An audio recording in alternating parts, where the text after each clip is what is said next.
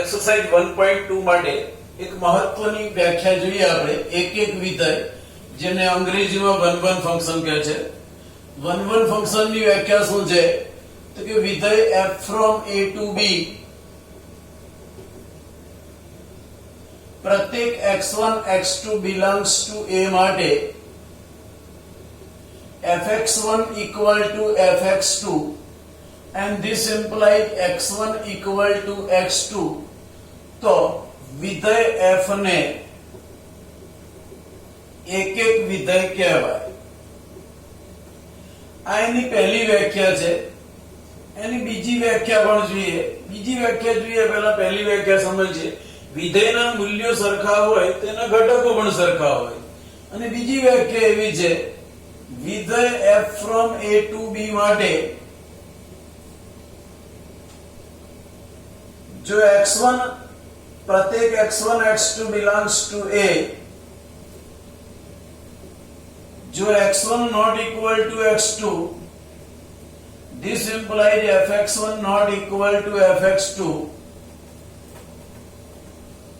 तो विधेय f ने एक एक विधेय कहवाय.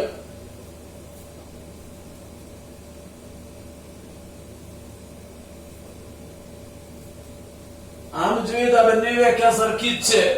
સમજાવું કેવી રીતે તો આ જે લખ્યું એને આપણે p ઇમ્પ્લાઇઝ q કહીએ તો આ જે લખ્યું છે એને શું કહેવાય?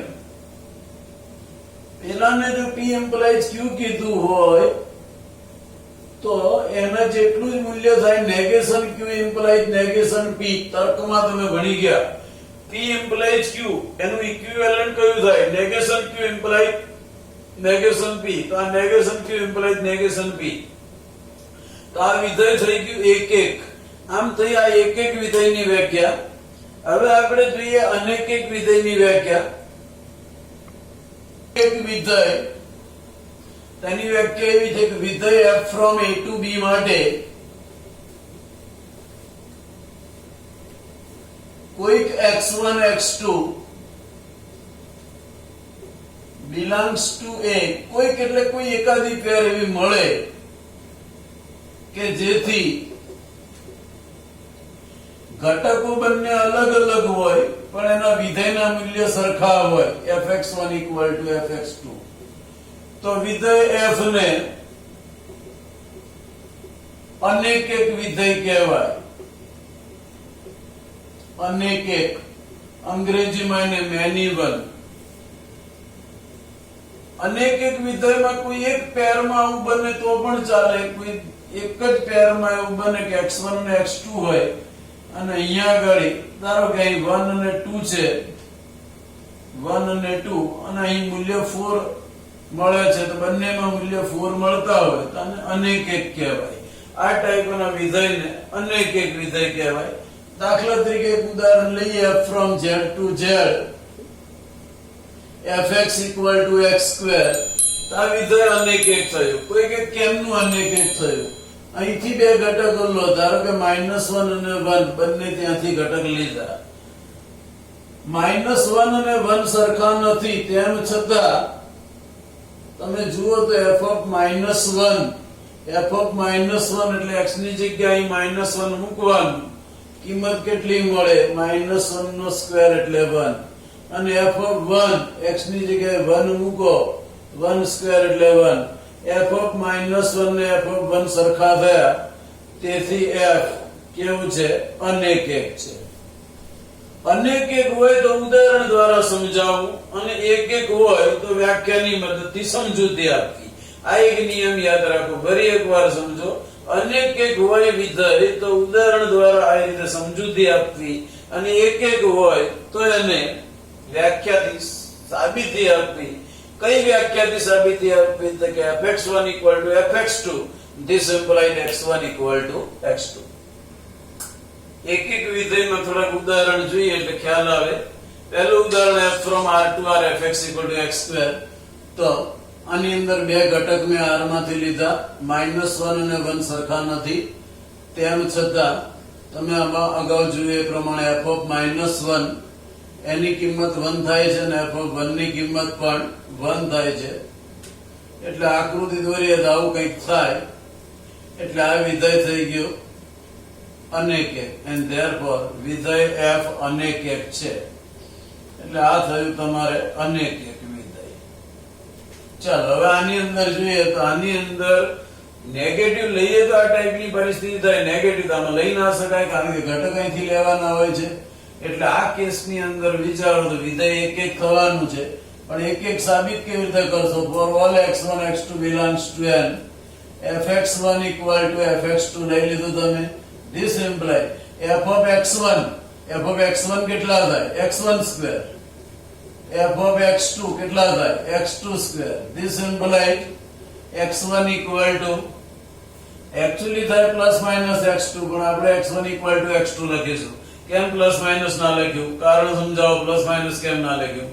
કારણ એટલું જ છે ભાઈ કે આ n માંથી લીધા છે, પ્લસ માઇનસ થોડું આવે આની અંદર. and therefore વિધેય f એક એક છે. તો આ વિધેય એક એક સાબિત થયું. હવે અહીં જોઈએ f from n to n fx equal to પૂર્ણાંક ભાગ x. પૂર્ણાંક ભાગનું તમને ખબર હોવી જોઈએ. 2.3 નો પૂર્ણાંક ભાગ 2 થાય, 2.4 નો પૂર્ણાંક ભાગ 2 થાય. એટલે આમ જોઈએ તો વિધેય અનેક એક થાય, પણ આ કેસમાં 2.3 2.4 આપણે લઈ શકવાના નથી. એટલે આપણે સીધું જ એવું સ્ટેપ એક એક થવાનું જ છે, પણ એક એક સાબિત કેવી રીતે કરશું? For all x1 x2 belongs to n, પ્રાકૃતિક સંખ્યા લીધી. એકડો પ્રાકૃતિક f of 1, તો એકડાનો પૂર્ણાંક ભાગ એક જ થાય, પોતે પૂર્ણાંક છે. f of 2, તો 2 નો પૂર્ણાંક ભાગ 2 જ થાય. f of 3, 3 નો પૂર્ણાંક ભાગ 3 જ થાય. એટલે વિધેય એક એક છે નક્કી. f of x1 બરાબર f of x2. This implies integer part of x1 બરાબર integer part of x2, and this implies x1 બરાબર x2, and therefore f એક એક છે. આ સાબિત થઈ ગયું. અહીં જોઈએ તો અહીંયા પણ એવું જ થવાનું. z through z. હવે z ની અંદર ઘટકો કયા આવે? તો પેલા પ્રાકૃતિક સંખ્યા તો આવે, 0 આવે, -1 આવે, -2 આવે. દરેક વખતે -1 લો તો -1 મળશે, -2 લો તો -2 મળશે. એટલે આ પણ વિધેય એક એક થાય. ખાલી ઉપરની જેમ જ સાબિતી આપવાની. x1 x2 belongs to z, પછી લખવાનું f of x1 equal to f of x2, and this implies integer part of x1 બરાબર integer part of x2, and this implies x1 બરાબર x2, and therefore વિધેય f શું લખી દઉં? બોલો. એક એક છે. વિધેય f એક એક છે. ચલો આપણે છઠ્ઠા નંબરનું ઉદાહરણ લઈએ. from r to r fx equal to integer part of x. પેલા કરતા થોડુંક અલગ છે. આની અંદર 2.3 લો, 2.3 નો પૂર્ણાંક ભાગ કેટલો થાય?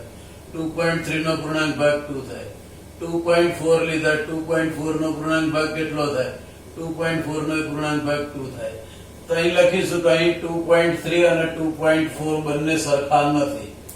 બંને r ના ઘટકો છે. 2.3 2.4 r ના ઘટક છે, અને f of 2.3 equal to f of 2.4 આ બંને સરખા થાય. એનો મતલબ f કેવું છે? અનેક એક. અનેક એક છે એવું લખાય, અથવા એક એક નથી એવું લખાય. બીજું એક ઉદાહરણ લઈએ આપણે. f from r to r fx equal to માનાંક x. આની વાત કરીએ તો f of -1 લઈએ તો શું થાય? -1 નું માનાંક 1 થાય. f of 1 લીધું, 1 નું માનાંક 1 બરાબર. -1 અને 1 બંને r ના ઘટક છે. -1 અને 1 સરખા નથી, અને તેમ છતાં f of -1 equal to f of 1.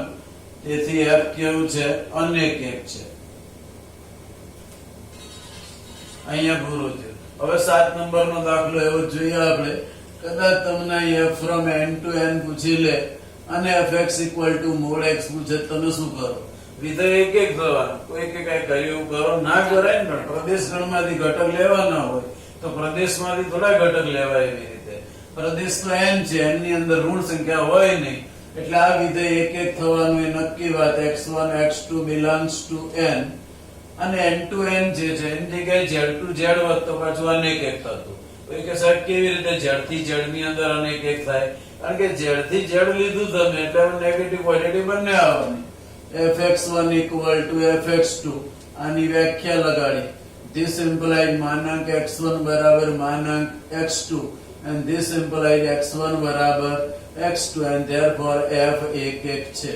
એટલે એક એક આપણે વ્યાખ્યાથી સાબિત કરવાનું, અનેક એક સાબિત કરવું હોય તો ઉદાહરણથી. દાખલા તરીકે 8મો દાખલો તો અનેક એક થઈ ગયું સાબિત. f from z to z fx equal to mod x છે તો આ વિધેય અનેક એક છે. કોઈ કે કેવી રીતે? સેમ આનું આ જ ઉદાહરણ લઈ લો. કયું ઉદાહરણ લીધું? તો કે f of -1 એની કિંમત 1 થાય. કોઈ કે કેમ 1 થાય? માનાંક -1 નું માનાંક 1 થાય. f of 1 નું માનાંક 1 થાય. તો અહીંયા આપણે લખીશું કે -1 અને 1 બંને ઝેડના સભ્યો છે. -1 અને 1 સરખા નથી, તેમ છતાં f of -1 બરાબર f of 1 થાય છે, અને તેથી f કેવું લખી દો? અનેક એક છે.